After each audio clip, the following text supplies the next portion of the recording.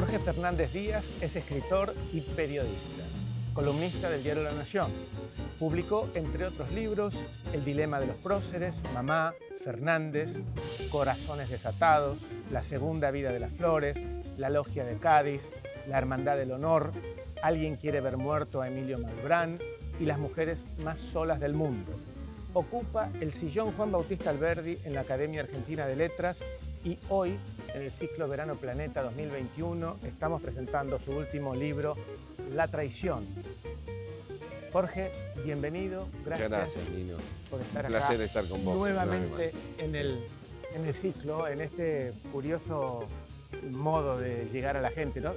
Nos seguimos acercando los lectores a los autores, que era Sí. el origen del propósito, ¿no? Exactamente. Esta sí. vez virtualmente, Un pero ciclo muy querido por mí y siempre tengo la oportunidad de encontrarme con vos a conversar sobre libros y eso es muy interesante. muy realmente. generoso. ¿Cómo has vivido o cómo estás viviendo toda esta situación de la pandemia? ¿Cómo te ha condicionado en tu trabajo, en tu vida social? Mirá, mi mujer tuvo una neumonía que no fue COVID, pero la dejó un poco vulnerable. Estamos hablando de Verónica Chiaravalli, una colega a la que le mandamos un saludo desde acá. Sí, una editora además y periodista, y bueno, eso nos volvió un poco más vulnerables, de manera que no corrimos ningún riesgo, nos metimos en casa. Yo transmití todas las noches por Radio Mitre mi programa desde mi casa, desde mi biblioteca, escribí mis artículos desde mi ¿Cómo se biblioteca. transmite desde tu casa? Y bueno, se aprende a transmitir de otro modo, ¿no? Sin la gestualidad de la radio, pero con algunos trucos que, bueno, costaron aprender, pero después realmente creo que esas cosas vinieron para quedarse, esas tecnologías. ¿Sí? ¿Vos crees Verdaderamente. que será un principio de una revolución en la Sí, va a ser una comunicación? revolución sin duda, sin duda.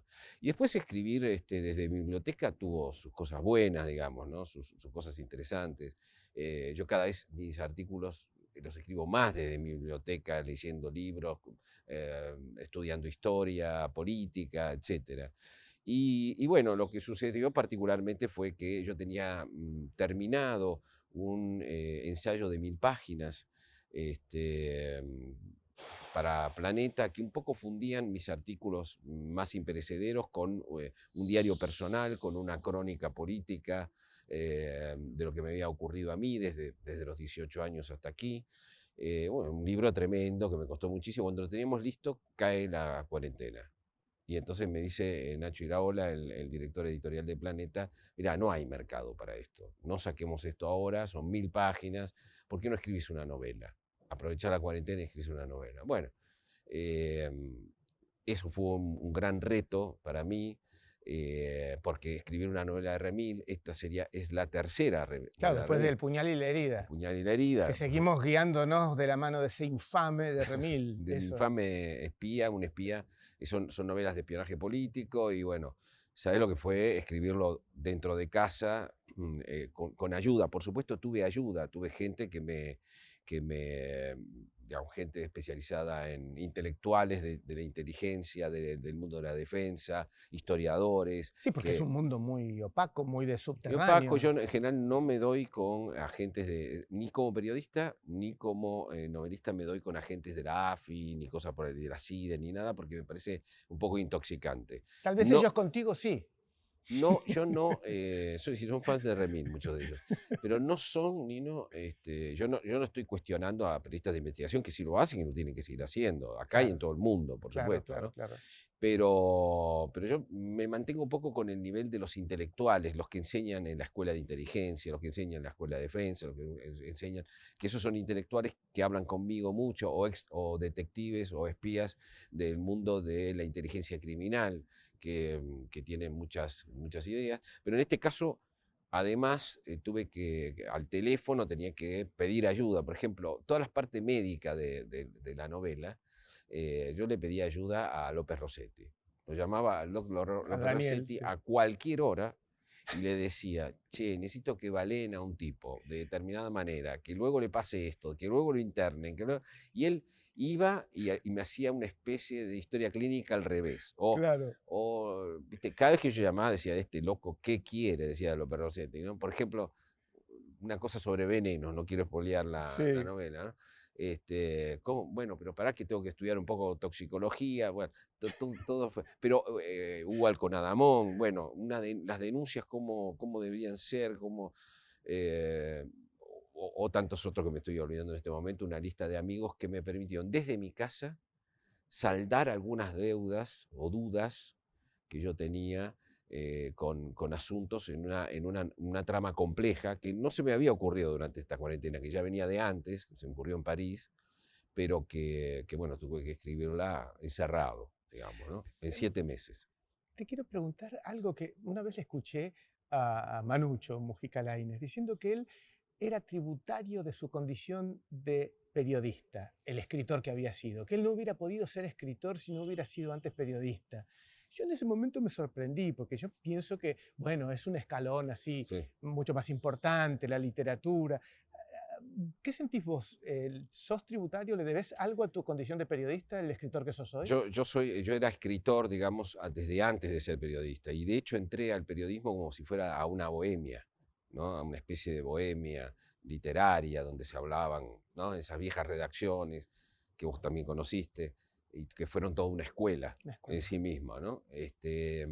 Y siempre quise que las dos cosas se casaran, que el periodismo y la literatura de ficción estuvieran juntas en la medida de lo posible. Eso no fue tan sencillo como yo creía.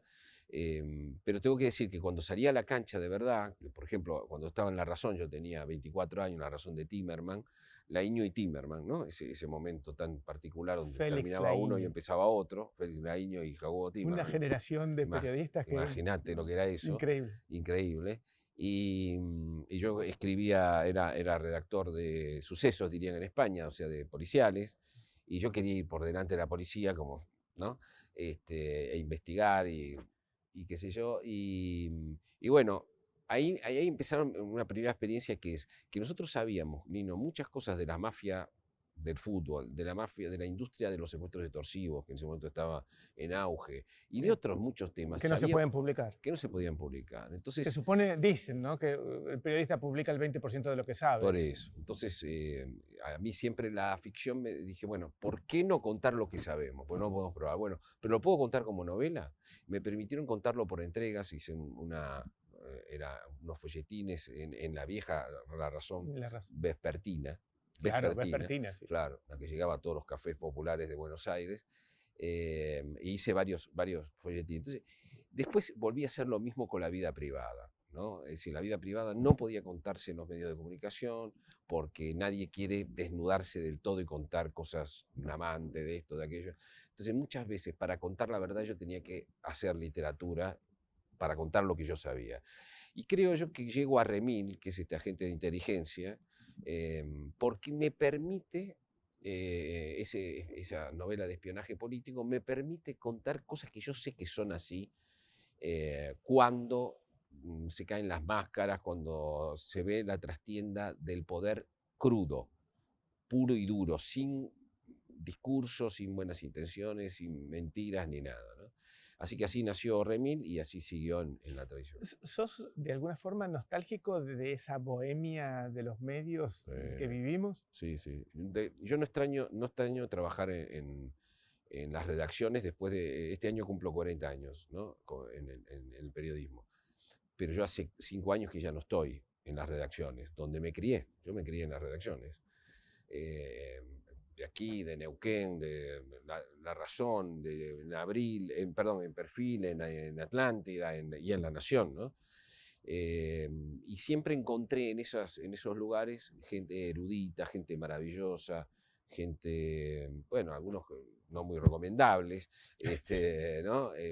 Redacciones donde Bohemios, había mucho humo porque se fumaba alcohólicos, y tomaban. claro, mitómanos en Sí, algunos sí. casos, pero Y que te quedabas conversando sobre la inmortalidad del cangrejo durante horas y sí, esperabas sí, la sí, salida del diario, sí, ¿no? sí. Y Eso yo sí. lo que más extraño es esos grupos, ¿viste? Esas comidas, esas cosas, esos tiempos Sí, claro. muertos de la redacción, donde no eran tiempos muertos, eran No. tiempos ganados, donde vos escuchabas, se hablaba de Borges, discutía sobre, Sí, sobre la literatura negra, sí. sobre Proust, bueno, era, Y era la escuela del periodista, era, ¿no? era una escuela muy importante de periodismo. Después, por supuesto, al salirme, creo que mi vida pegó un salto cuando a mí me pidieron que reemplazara a Mariano Grondona, porque yo inmediatamente percibí, no porque me lo dijera nadie, porque nadie me lo dijo, pero yo percibí que esa columna tenía que ser una columna escrita desde la cultura. No podía ser un panorama político, por eso ya lo hacían otros compañeros, ¿no? Y que yo estaba un poco obligado a volver a estudiar. Y no, yo volví a Claro. estudiar lo que había estudiado a los 20 años, volví a leer a los pensadores nacionales, los llamados pensadores nacionalistas, marxistas, argentinos, volví a revisar la década del 70, volví a leer a los grandes revisionistas. Yo tuve que volver a estudiar mucho. En estos últimos 8 años estudié y no voy a cejar de estudiar nunca. Y eso cambió mucho porque eso me obligó a convertirme en una especie de escritor político. Lo digo sin pretensiones. Yo no creo que esté haciendo un periodismo tradicional, ni mucho menos. Trato de responder en mis artículos con la cultura, con la historia, con la literatura. Este año yo usé mucho las analogías cinematográficas, o sea que también con el cine, que formó parte de mi vida. Es decir, es un trabajo muy intenso que me come mucho de mi Cuando vida. uno lee tus columnas, no solamente disfruta con el contenido, lo que estás diciendo, sino cómo está escrita. Sí. ¿Es algo muy natural en vos o te aplicás con mucho tiempo a Mira, escribir me mucho esa cuesta, no sabe columna? lo que me cuesta escribir eso. Me cuesta Y lo muchísimo. digo por comparación, ¿no? Porque me hago cargo de lo que digo. Sí. Uno ve una declinación En la en los prosa. medios, ¿no? Lo que pasa es que yo creo que el periodismo en la Argentina, por lo menos, no discute nunca la belleza de la prosa. Es Sí, decir, la exacto. belleza, es decir, lo estético que hay en una escritura. Simplemente está el contenido, si está bien argumentado, o si está bien informado, etc. Pero después hay un goce que tenemos cuando estamos tomando un café y leyendo una nota que nos llena Sí, el alma, sí. que no se discute en los congresos mundiales de periodismo, no se discute la estética, No. esa estética o esa belleza de la prosa. Y bueno, yo creo profundamente en eso porque es lo que a mí me hace bien. Yo leo por arriba la información, tomo nota, me estoy obligado a eso por mi oficio, si no, no ¿Cuánto estuviera. tiempo te tomás para escribir una de esas columnas que uno lee en el diario? Yo voy tomando notas continuamente, a veces estoy leyendo un libro en paralelo que lo voy a Sí, usar, sí, y a veces tengo una idea y busco una analogía para tratar de explicarla, de que va desde la guerra de los mundos de Wells hasta, no sé, puede ser la invención de Morel, como hice sí. hace 2 domingos. Es decir, trato de buscar una analogía literaria que le dé una dimensión a lo que estoy diciendo, equivocado o no, que vos lo puedas leer como una respuesta desde la historia, desde la literatura, a las argumentaciones del presente. Y eso lleva mucho, y después escribirlo y que sea fluido, ¿no? Que sea fluido, que no tenga ripios. Eso es la maldición del escritor. Eso sí que te mata, porque yo no conozco otros columnistas que se tomen, yo te diría, 2 días para escribir Para la columna, escribirla. para escribirla, Sí, 2 días. más toda la Todo lo información, demás toda la antes, todo lo investigación que demás hiciste antes. Sí, antes. sí, la prepisa, le digo yo a lo Sí. demás, ¿no? Pero después hay que hacer la pizza, ¿Y ¿no? te pasa que cuando la ves publicado, ay, este, Sí, siempre me parece una siempre, ¿eh? porquería. Sí, Sí, sí, no, sí. no, no, no, no, digo que uno pasaría corrigiendo su vida, ¿no? Porque Bueno, siempre le claro, ese es, encontrás como algo. decía Reyes, ¿no? Claro, uno publica para no tener que seguir Para corrigiendo. seguir corrigiendo. Claro, claro. ¿Qué le decimos a un lector que va a enfrentar la traición en cuanto al género? Son thrillers, lo Sí. sabemos, pero tiene mucho de Mira, ensayo periodístico. ¿Qué es esto? Nino, yo creo que se esperaba de mí, y eso yo lo veo mucho en muchos lectores sofisticados de la política, no me refiero a ciudadanos de a pie o a lectores de a pie, sino esos que son sofisticados, Sí, ¿no? De la política. Y yo creo que esperaban de mí una novela política. Pero, ¿sabes cuál es el problema? Que para mí la literatura de ficción es juego. Lo que hago como escritor político no es juego. Es un trabajo tremendo. Y yo me lo tomo muy en serio y me cuesta muchísimo. Ahora, quiero siempre que la literatura sea lúdica, que yo pueda escribir de manera lúdica. Yo recordaba la otra vez que me pidieron un texto sobre los grandes cronistas policiales de la Argentina, y me pidieron un texto, y yo me encontré diciendo la verdad. Dice, si vos me hubieras preguntado a los 8 o 9 años qué quería ser de grande, y yo no te hubiera dicho ni director de cine, como quise ser después, ni escritor, como quise ser inmediatamente, ni periodista, ni por asomo, si no te hubiera dicho detective, ¿no? Es curioso esto, ¿no? ¿Sí? El detective como el tipo bueno, que entra dentro de ese género, qué sé yo. Yo creo que esa vocación, siempre creo que los periodistas tenemos 2 o 3 vocaciones escondidas, ¿no? Que hay que ir a psicoanálisis para sacarlas, ¿no? Para sacarlas. Y yo creo que esa vocación sigue en mí, ¿no? Yo he escrito novelas de aventuras con la historia, he escrito biografías qué sé yo, la historia de mi madre es una historia de aventura, de alguna Sí. manera, digamos, ¿no? He escrito en los géneros, soy un escritor tengo debilidad por los géneros.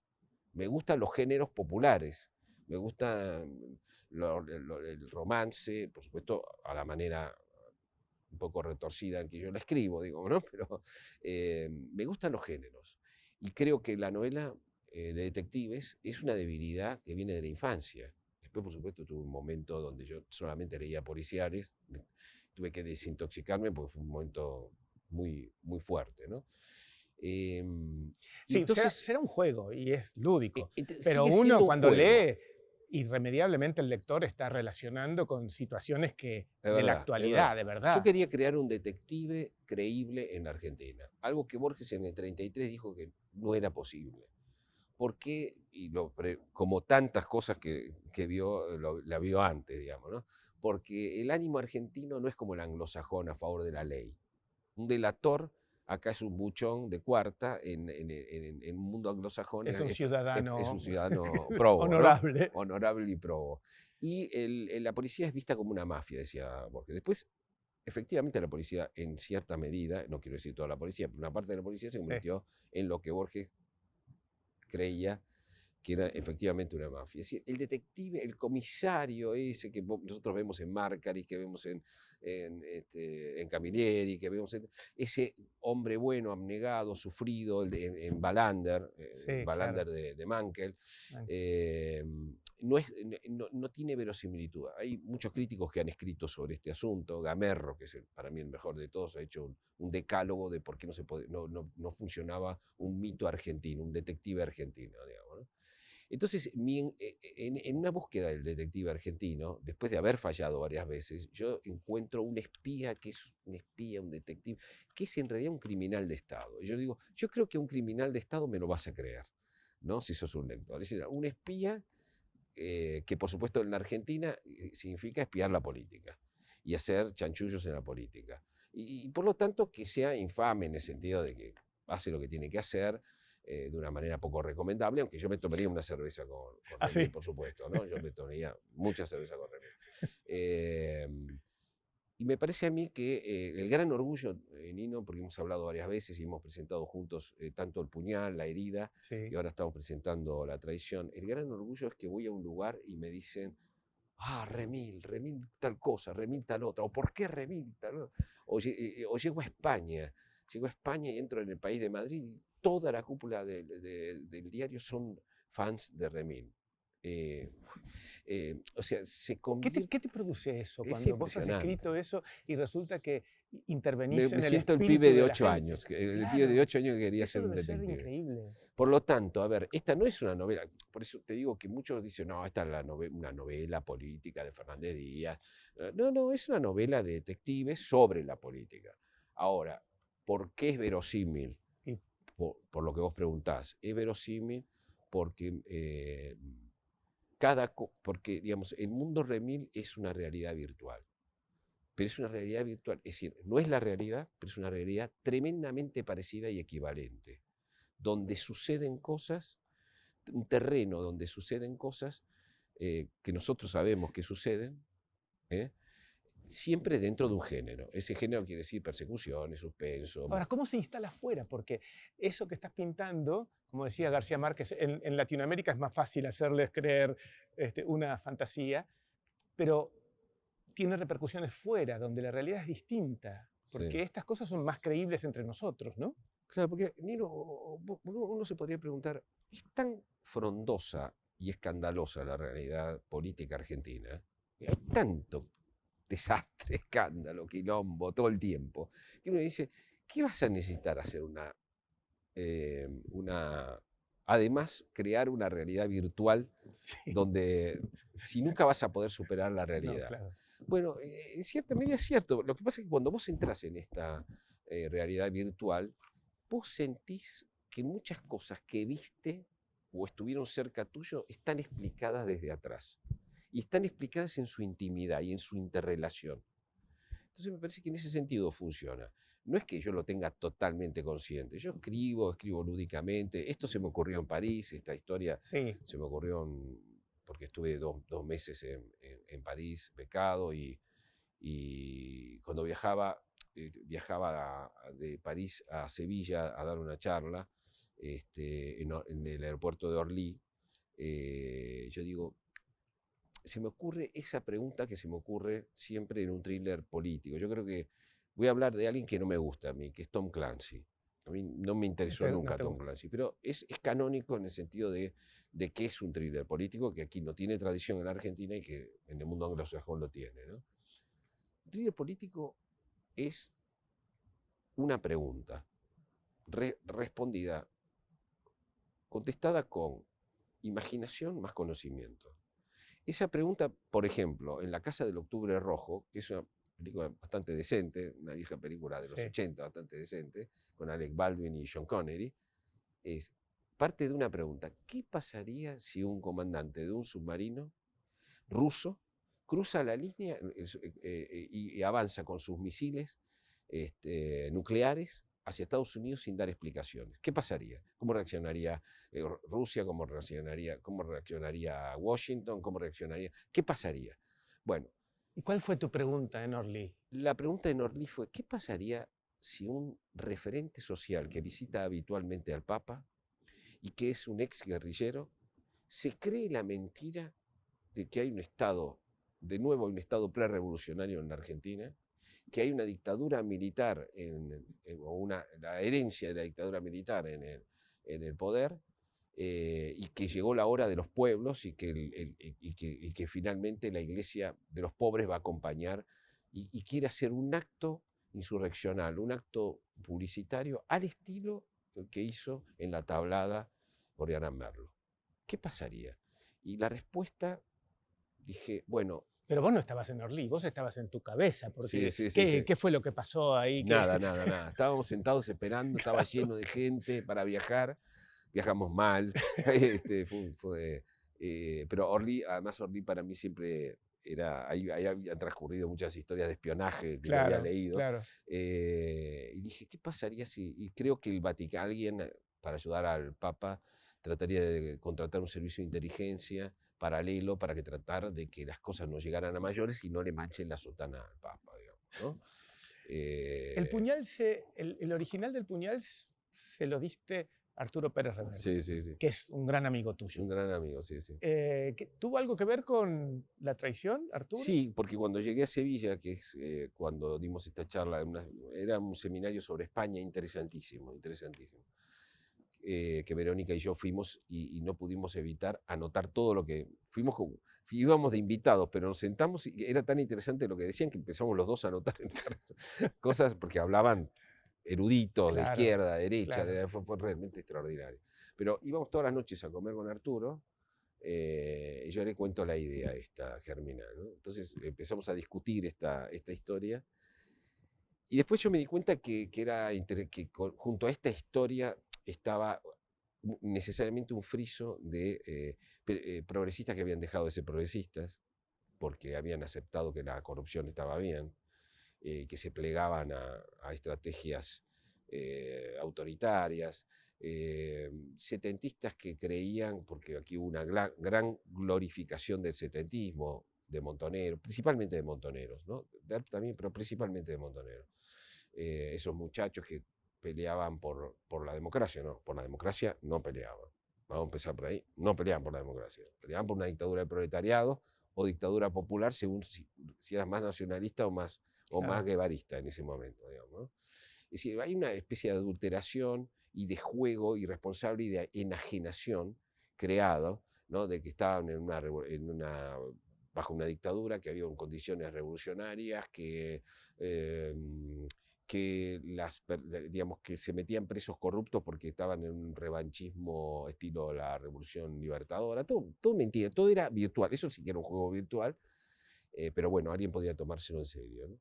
Así que decidí ampliar el asunto, y armar un friso con todo ese mundo, los 70, las falsedades, y meterlo, por supuesto, siempre no es de buenos y malos, siempre es de malos y peores, y meter una guerra de servicios, es decir, bueno, lo que es la tradición, ¿no?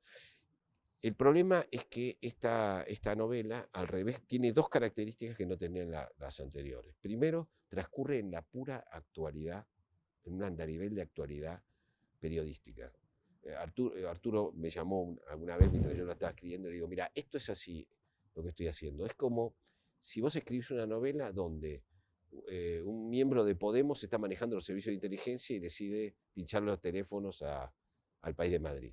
Y está dicho en estos términos y pasa en estos términos. Dice, es la actualidad caliente, no es que es un gueto como el narcotráfico, la narcopolítica en el Puñal, o como un feudo provincial o patagónico en... ¿Cuántas de las cosas que escribiste se transformaron en vaticinios que se cumplieron? No sé, viste que muchas veces uno al imaginar con conocimiento, a veces convierte cosas o ve cosas que luego pasan. Ve sin querer, porque son Sí, cosas claro. de la ficción. Acá todo esto es inventado, es absolutamente inventado. Los personajes, las situaciones. Lo que pasa que todo tiene un equivalente en el mundo real. Entonces a vos todo te suena que está ocurriendo acá. Y otra cosa distinta que tiene esta novela es que yo quería que fuera una novela corta. Yo no quiero seguir haciendo tochos, como dicen Sí. los españoles, de Remín. Creo que Remín es una serie ya, y como serie tiene que tener un formato más corto e intenso. Eso me obligó también a estudiar mientras estaba en cuarentena. Pero digo, ¿cómo se mantiene la misma intensidad con los personajes y la trama que en una novela mediana que en una novela larga? ¿Cómo se hace? Entonces recordé algo que hacía mucho tiempo que yo no leía, que era Georges Simenon, las novelas de Maigret, Claro. ¿no? Que son novelas más Más pequeñas pequeñas. todavía que la tradición. Pero el recuerdo que yo tenía era que eran por lo menos novelas medianas y que tienen una intensidad y que era capaz de mostrar un ambiente, un personaje con pocas pinceladas, que era un pintor. De hecho, hoy es considerado el Balzac del siglo XX, en Francia, ¿no? Claro. Simenon. Así que estudié 8 novelas para ver no para copiarle el estilo en el sentido de la voz, sino No. para ver cómo hacía las elipsis, cómo los personajes quedaban pintados y eran uno muy diferente al otro, porque es muy, muy interesante eso en las novelas, ¿no? Cuando hay novelas en esta novela hay muchos personajes, pero vos sabés, Muchísimos. claro, Sí. pero era muy necesario que cada uno tuviera características Una muy identidad. diferentes y hablaran muy diferentes y tuvieran, bueno, estuve estudiando eso. Imagínate, un loco en medio de la cuarentena haciendo esta novela. En algún lugar leí que decías que tus novelas eran de alguna forma el reverso de tu condición de columnista, Sí, ¿no? sí, en verdad creo que lo es, y en esta última particularmente lo es, ¿no? Porque en Sí, esta claro. En esta última, última se nota más que en las anteriores. claro, porque esta última, digamos, todo este estudio que yo hago sobre las falsificaciones históricas que hay sobre los 70, que son realmente cada vez más escandalosas, ¿no? Yo no me metería con los 70, de hecho no me metí hasta ahora, digo, lo que pasa es que los ideales de los 70 son reconstruidos para hacer discurso, para usarse de discurso en el presente. Eso quería Sí, preguntarte. Recién hiciste una crítica a los progresistas que hacen oídos sordos a las acusaciones de corrupción o de sí, autoritarismo. Vos has tenido un origen de izquierda. por supuesto, sí, sí. Y después Esos ideales a los que vos te referís sí. siguen en tu persona vigentes. Los del progresismo sí, los del verdadero progresismo sí. Alguien ahora no puedo estar de acuerdo con gente que la palabra progreso les parece de derecha, la palabra mérito les parece de derecha. Por supuesto, igualdad de oportunidades todo el mundo quiere, pero tirar el mérito, tirar contra el mérito, contra el desarrollo y contra el progreso me parece reaccionario, profundamente reaccionario, ¿no? Y yo creo que nosotros en la Argentina tenemos algo peor que la histórica derecha conservadora, liberal, que es la nueva derecha feudal, ¿no? La nueva vieja derecha feudal. No hay nada más a la derecha que Gildo Infran. No hay nada más a la derecha que Gildo Infran. Nada, nada. Gobernador de Formosa. Claro, que es presentado como algo modélico verdaderamente. Pero los 70, fíjate, a mí me interesaba muy particularmente estudiarlos porque, volviendo a lo que vos me preguntás, Sí. yo he sido compañero de muchos progresistas, compañero, amigo, que denunciábamos la corrupción menemista, por ejemplo, ¿no? Y ellos hoy, cuando hablas con ellos, te dicen, el tema de la corrupción es un asunto de señoras gordas de Recoleta. No, pero pará, hace 10 años, 15 años no era esto para nosotros. Y yo me mantuve en el mismo lugar. Yo estoy en el mismo lugar que siempre, ¿eh? Yo no me moví, te moviste vos. Bueno, la corrupción es para hacer política. Robo para la corona, robo para el proyecto, robo para la revolución. Si hay una metamorfosis ahí muy grande, muy grande. Es decir, si vos creés que Moyano es un representante de los obreros argentinos, no sé qué, y justificás lo que es Moyano, que es un multimillonario, que le reza a Jofa todas las noches. Sí, Bueno, en la Argentina se naturaliza y cuidado, nadie ¿no? duda de que, Sí. no digo todos, pero muchos jefes sindicales son gente multimillonaria. No ocurre eso en todo el mundo. Y no. Cuando vas a otros lados y le contás esto, le dicen, vos sos haces realismo mágico, como García Márquez. Porque no, eso no es creíble. Ahora, en los 70, Nino, es muy interesante, porque los 70 se empiezan a estudiar ahora en las escuelas Sí. y en las facultades, y hay un, no quería meterme en esto, pero me voy a meter en este asunto. Adelante. ¿Sí? Yo creo que a partir de 55 y a partir del trabajo de John William Cook primero, y de todos los que del marxismo y desde el nacionalismo confluyeron en la reescritura de la historia, incluso reescribieron a Perón. Reescribieron a Perón. No es que Perón dominaba el asunto, le reescribieron las cosas. Por ejemplo, la idea de un socialismo nacional se la tuvieron que implantar a Perón. Puiggrós se la tuvo que pedir a Perón. Perón no le interesaba nada, ni el revisionismo, él quería estar por encima de todos, lógicamente, ¿no? Podríamos irnos, pero no nos vamos a ir por las ramas. Lo que yo te digo es esto, que el marxismo y el nacionalismo reescribieron a Perón a su manera, con grandes conflictos y grandes mentiras y grandes falsificaciones. Y luego, la postdictadura, también hubo un relato, siempre por etapas, que primero lo hicieron algunos, después lo hicieron otros, finalmente lo institucionaliza todo ese gran relato completo del 55, desde John William Cook hasta hoy, diríamos hasta Berbisky, ¿no? Todo este relato lo institucionaliza el kirchnerismo, desde el Estado, y con las facultades, y entonces es un modo de pensar. Ese modo de pensar es pensar el mundo, es un modo de pensar, está lleno de supersticiones, de reglas, de enemigos, de un montón de cosas. Si todo este relato nos hubiera llevado a un país, y yo creo que es el relato hegemónico, ¿no? Es decir, por eso que creo que los 70 son al siglo XX lo que la generación del 80 fue al siglo XIX. Es decir, impusieron los 80, del 36 y del 80, imponen una hegemonía. Y estos imponen una contrahegemonía, ¿no?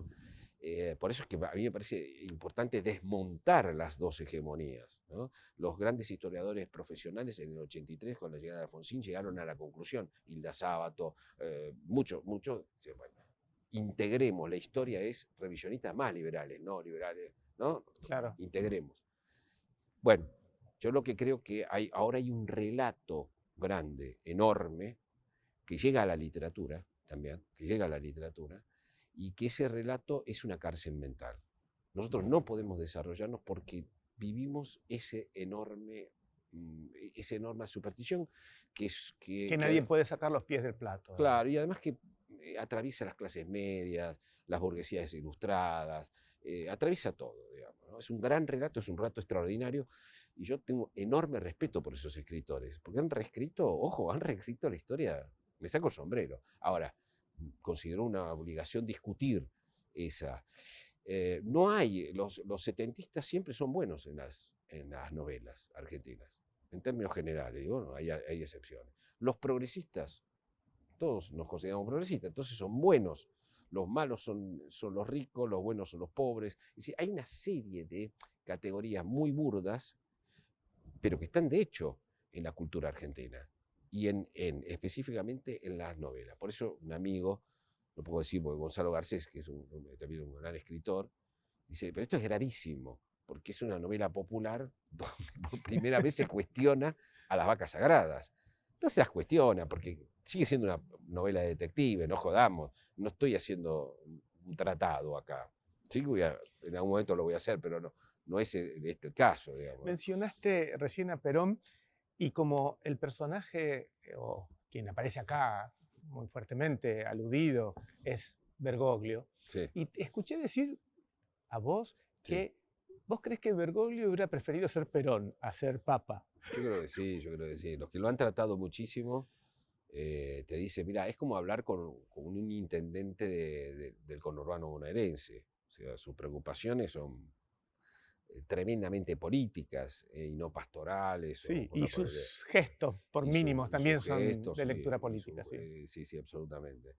No, yo lo elijo porque él fue, digamos, él quiere escabullir un poco el bulto, pero él es el que de alguna manera convence a los dos peronismos de ir juntos, eh, pone toda una cúpula nueva en la iglesia que le responde, que son todos partidarios, están al borde de hacer lo que siempre dijeron que lo iban a hacer, que es política partidaria, al borde, y muchas veces pasa al borde, ¿no? Desborda.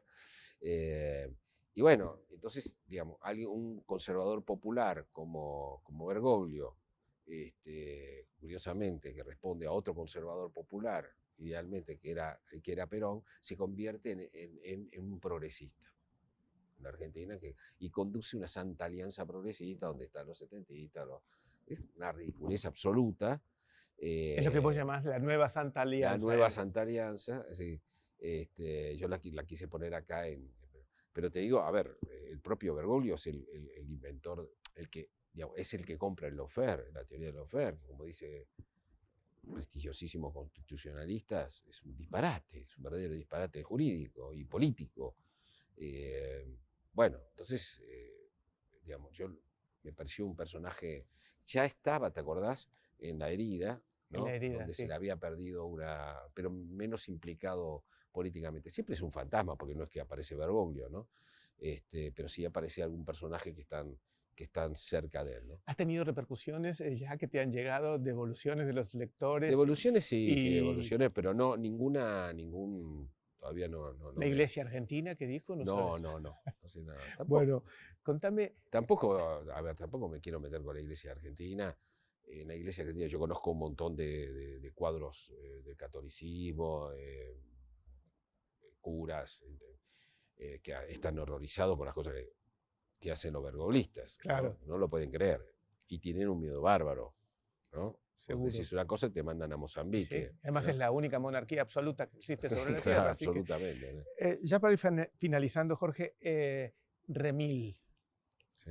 ¿va a sobrevivir a la traición? Y viste que yo nunca sé cuando termino una novela si va a seguir o no. No le puedes decir eso a la gente Sí, que sigue a Remil, sí, yo que lo sí, sigue más que a Fernández Díaz. sí, a veces creo que sí, pero mira, yo creo que Remil es de lo más natural que me sale a mí, es decir, esto de unir juego con tratar de contarlo y poner foco donde no se ven las cosas, Entonces digamos, ¿no? apostamos a que va a seguir, si es lo Yo que te pienso divierte. que va a seguir, siempre está la idea, no puedo decir nada, pero siempre hay una idea de hacer una serie, pero bueno, y eso seguramente va a hacer que Remil vaya por su anterior, pues yo no voy a participar de nada, en nada de eso, Pero bueno, Pero después, ojo, que después tenés que juzgarla y no te va a gustar.